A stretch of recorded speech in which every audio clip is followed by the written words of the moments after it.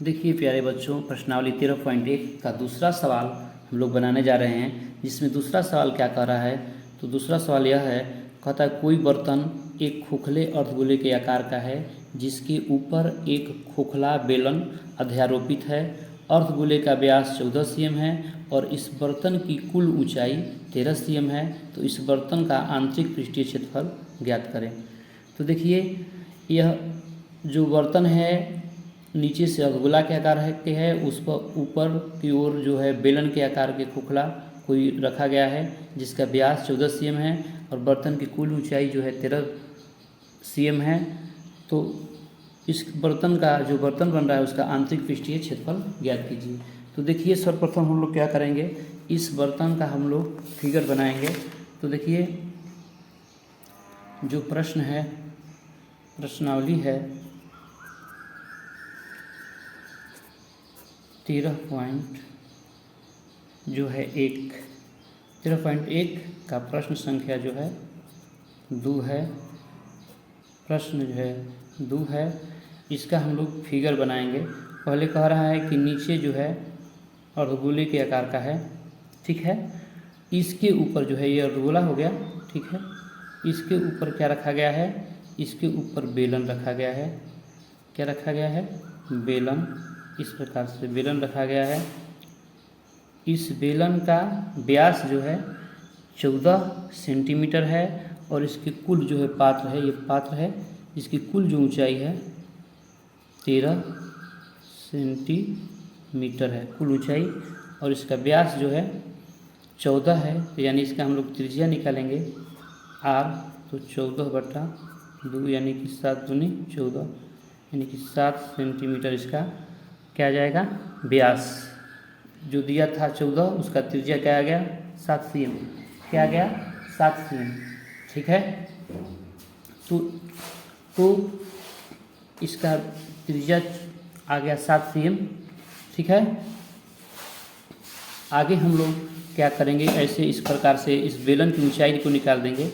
देखिए, बेलन की ऊंचाई जो है क्या होगी, तो हम लोग बेलन की ऊंचाई निकालते हैं।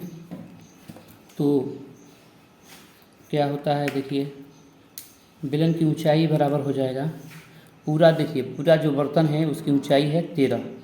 अब देखिए यहाँ से इसका जो त्रिज्या है अर्धगोले का भी क्या हो जाएगा, 7 हो जाएगा। तो यहाँ से यहाँ की ऊंचाई क्या हो जाएगी, 7। तो हमारा इसमें से 7 cm क्या हो जाएगा, घट जाएगा, जो अर्धगोले के आकार का है। तो 13 में से 7 घटा देंगे तो 6 cm, यानी जो बेलन है उसकी ऊंचाई 6 cm हो गया।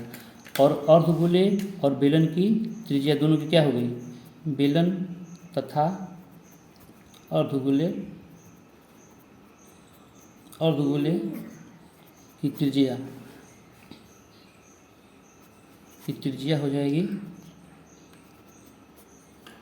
14/2 यानी 20/2 यानी कि 7 cm हो जाएगी, ठीक है।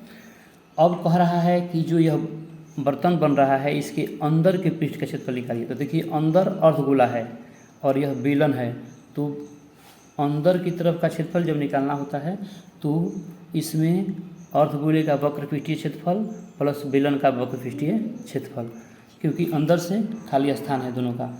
तो लिखेंगे बर्तन का आंतरिक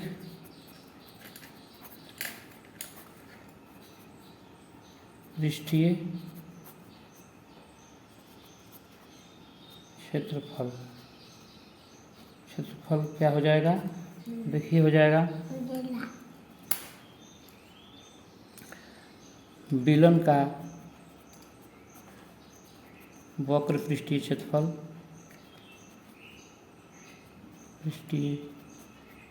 क्षेत्रफल प्लस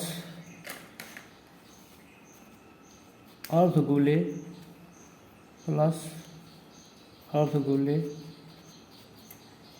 का वक्र पृष्ठीय क्षेत्रफल, ठीक है। तो बेलन का वक्र पृष्ठीय क्षेत्रफल होता है 2πr/h और अर्धगोले का होता है 2πr², ठीक है। तो देखिए 2 पाई दोनों में शामिल है, तो 2 पाई को हम लोग कॉमन ले लेंगे, और आर दोनों का सेम है तो आर को भी कॉमन ले लेंगे, दोनों का आर बराबर है त्रिज्या, तो इसमें एच बचेगा और प्लस इसमें आर बचेगा। ठीक है, तो 2 का 2 पाई का मान दिया नहीं रहता है तो 22/7 लिखते हैं। आर का मान 7 दिया है, और यहाँ एच का मान जो बेलन है उसका 6 है, और त्रिज्या आर 7 है। इस 7 7 कट गया, 22 दूनी 44, और जो गुणा में बचा तो 6 7 13। अब इस दोनों में गुणा कर देंगे, यहाँ देखिए 44 में और 13 में, 3 चौका 12 का 2 हासिल लगाए, 3 चौका 12 1 हासिल 13। ठीक है, 1 लिए 4 ले गुणा करेंगे 4, 1 लिए 4 ले गुणा करेंगे तो 4, तो 2 4 3 7 4 1 5। इस प्रकार से हम लोग का इसका आंसर हुआ 572 सेंटीमीटर स्क्वायर। अगर आपको यह वीडियो अच्छा लगे तो लाइक सब्सक्राइब जरूर कीजिए। वीडियो देखने के लिए बहुत बहुत